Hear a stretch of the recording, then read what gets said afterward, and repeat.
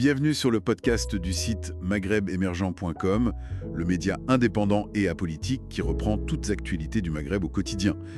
Je suis journaliste et animateur. Aujourd'hui, on va parler d'un sujet qui revient chaque année en Algérie.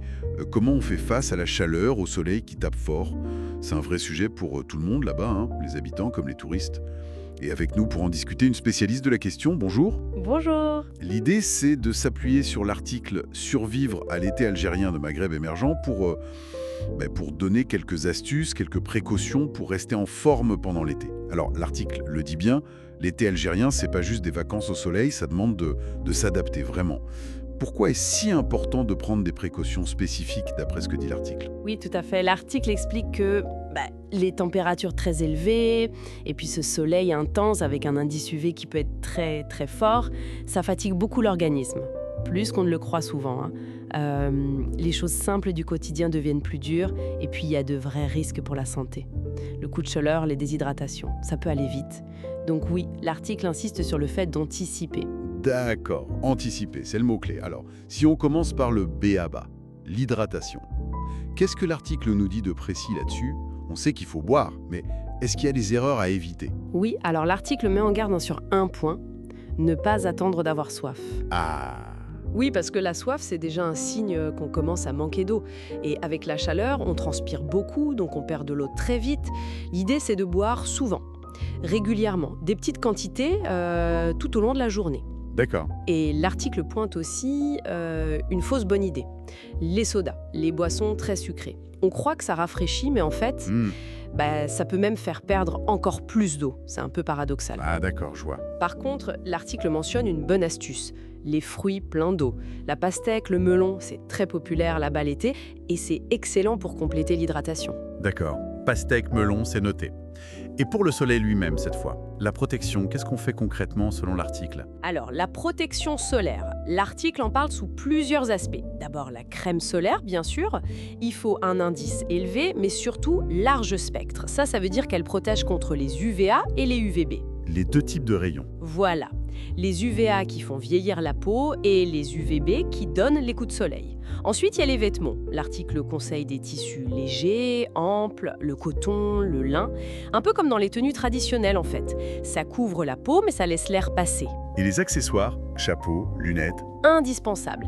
L'article dit bien un chapeau à bord large, c'est mieux qu'une casquette. Ça protège bien le visage, la nuque et les lunettes de soleil, pas juste pour le style, il faut vérifier qu'elles ont un bon filtre UV pour les yeux. Très clair.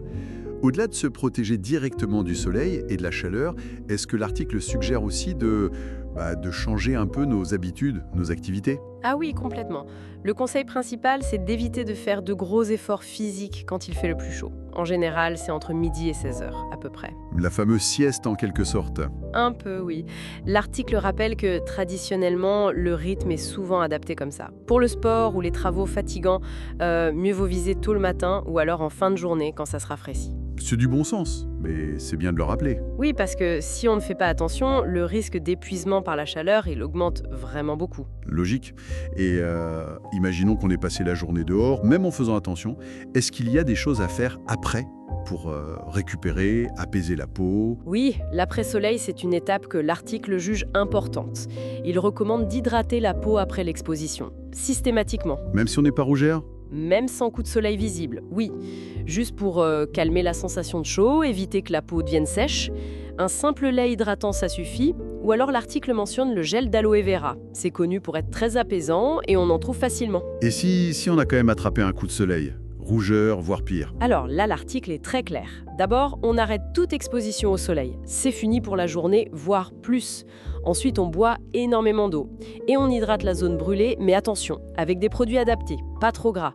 Et bien sûr, si c'est un gros coup de soleil, avec des cloques, ou si on se sent mal, fièvre, là, il faut consulter un médecin, sans attendre. Bon, donc si je résume, pour passer un bon été en Algérie, malgré la chaleur, c'est surtout une question de prendre des réflexes constants, en fait. C'est exactement ça. Boire souvent, se protéger du soleil avec les bons vêtements, les bons accessoires, la crème. Adapter ses activités et puis soigner sa peau après.